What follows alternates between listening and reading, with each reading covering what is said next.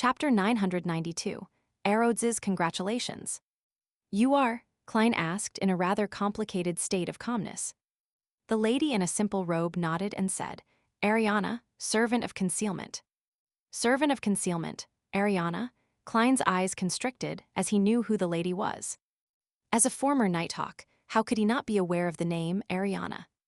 She was the Evernight Cloister's matron, head of the 13 archbishops, a likely candidate for the future pope. Regardless of which identity she had, she was part of the general knowledge that couldn't be avoided in religious studies and mysticism. As for the name, Servant of Concealment, Klein had read about it in Emperor Rosel's diary. Considering the similar name of Attendant of Mysteries, he suspected that this pointed to an angel. Meanwhile, based on the law of beyonder characteristics conservation, with a sequence O in existence, it meant that Attendant of Mysteries couldn't be a sequence 1 angel. Therefore, Klein believed that the Servant of Concealment was likely sequence 2 of the Evernight pathway. It isn't that the goddess didn't reply, but that she used a very special way to respond. She directly sent her servant over. Klein felt mixed emotions that could hardly be described. He fell silent for a few seconds before giving a solemn bow. Good afternoon, Your Eminence. In the various churches, if a demigod at the angel level walked the land, there was a need to address them as Your Eminence as a show of respect. Likewise, towards the pontiff, pope, and chief shepherd representatives of the deities one had to use Your Holiness. In addition, a church's head was synonymous with the Holy See or Apostolic See. Of course, many a time, the Holy See could also represent the church's headquarters itself. Ariana tapped her chest 4 times in a clockwise fashion and replied in a pious manner, May the goddess bless you. She then said, I'm an ascetic, you can just call me ma'am. Yes, ma'am, Ariana. Klein didn't insist. Ariana looked at him calmly for 2 seconds and directly asked, You plan to deal with blasphemer Ammon's avatars in Backland? Yes, I wish to obtain the blessings of concealment, Klein frankly replied. At this moment, he felt a little stumped because this was different from what he expected. He originally expected the goddess to answer by blessing him. Then, he and Pallas Zoroast could join forces to wipe out all of Ammon's avatars in Backland. During this process, it wouldn't expose Leonard or the Marauder Pathway Angel. But now, with the blessings becoming something corporeal that would be involved in the battle, Pallas Zoroast would immediately be discovered once he took action. When that happened, it was hard to predict what would ensue. Don't tell me I don't need to ally with Pallas Zoroast. I'll only get him to provide intel and then split some of the spoils of war. Klein's thoughts rapidly ran through his mind as Ariana spoke unhurriedly. I can provide the power of concealment to shield everything that happens from the prying of fate. However, I cannot guarantee that I can eliminate all of Ammon's avatars in Backland. Pallas Zoroast said that he has the means of doing so. The person who understands Ammon the best is indeed a sequence 1 of the same pathway. Klein thought and said, Ma'am Ariana, I have already come up with a well-thought-out plan. All you need is to provide the power of concealment. You do not need to be involved in the actual battle. Leave the rest to me.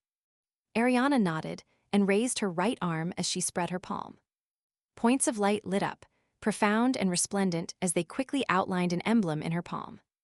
This emblem was completely crystallized, as though it was made of obsidian. It made one realize its existence when looking at it, but it appeared to vanish when not looking at it. This is my Evernight coat of arms. It doesn't possess any characteristics or power by itself. The only use is that, when triggered, it will establish a connection with me, regardless of where you are in the real world, Ariana explained simply. Before you begin your operation, remember to use it. I will provide you with the power of concealment. If you need more direct assistance, use Ancient Hermes to chant Ariana when triggering it. This is equivalent to an itemized altar and ritual that points to her. Oh, at the level of angel, the range of responding to prayers has extended to the entire world. Klein instantly grasped the true nature of the Evernight coat of arms. As a bizarro sorcerer, he did not have the means to reply to prayers. This was a trait that could be obtained only at sequence 3. Of course, as Sea God and the Fool, he was very well versed in such matters. Klein didn't stand on ceremony as he accepted it and bowed sincerely. Thank you. After saying that, He tapped 4 spots in a clockwise manner on his chest, forming the sign of the crimson moon. Praise the lady. This way, he could still join forces with Pallas Zarost. As long as he triggered the Evernight coat of arms without using ancient Hermes to chant Ariana's name, everything would be fine. Praise the lady, Ariana replied piously. Her figure then vanished, as though she had been erased by an eraser. This is a departure by entering a concealed state. Klein pursed his lips in thought. Meanwhile, he was filled with suspicion over Ariana's swift arrival.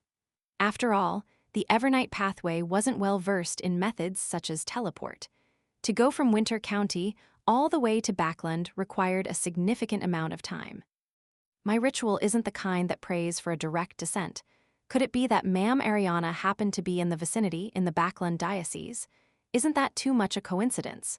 If it isn't one, it only serves to exacerbate the problem. What is she doing in Backland? The undercurrents are stirring. Klein retracted his gaze and patiently waited a while before turning back into Dwayne Dance. He found a pen and some paper once again, and drew the symbol that was a mixture of concealment and mystery prying. When the final stroke was written, the full-body mirror in the master bedroom produced a dark but pure light, as though a silent undercurrent was surging out from the bottom of a lake. Right on the heels of that, fireworks appeared, bursting in the sky. Colors of gold, silver, red, and blue exploded as words formed in the mirror. Welcome back, Great Master. Your humble servant, Arrodes, has witnessed the retrieval of a portion of your authority. I'm thrilled that you are gradually recovering your aura. You will eventually return to your supreme position and make the entire world turn silent under your watch. This is really passionate. There's always something new. Klein nodded in silence. Amidst the fireworks, those words dissipated and formed into a new sentence. Great Master, what instructions do you have for me? I have a question, Klein said calmly. In a place where being in darkness can result in danger, how should one create a safe but pure darkness? There are 2 kinds of dangers involved. 1, it will make a person directly vanish in the darkness, and 2, it will cause strange monsters to appear and attack. The fireworks in the full-body mirror calmed down as aqueous light rippled. Silver words surfaced one after another. Great Master, are you referring to the forsaken land of the gods? This magic mirror actually knows quite a lot. He also gave me a free question in passing. Klein nodded and said, that's right. Without any breaks in between, Arrodes' full-body mirror produced new lines of Lonese text. The formation of the forsaken land of the gods is related to the second creator's fall. The danger of night there stems from the transformation of 2 essential powers. First, it's the remnants of the Evernight goddess's divine powers. Second, it's the influence left behind by the creator. He wielded partial authority over shadows, darkness, fallen, corruption, and mutation. The former makes creatures vanish into thin air, while the latter produced monsters in the darkness. So the 2 types of dangers stem from different powers. It's no wonder that there's such huge differences. Arrodes called the ancient sun god the second creator. This is very close to my theory. Ammon's and Adam's father isn't the reawakening of the original creator, but a transmigrator who inherited a huge inheritance? Klein asked in thought. In that case, the Evernight goddess was involved in the fall of the second creator. This was something Klein had vaguely expected. This was from the trait of humans evaporating in the darkness of the forsaken land of the gods. It was very similar to the strange disappearances if one didn't sleep at night in the ruins of the Battle of the Gods. And based on Little Sun's description, king of demonic wolves, Phlegria, who wielded control over the Evernight and concealment authorities, had long perished in the second epic. It was impossible that he had done it.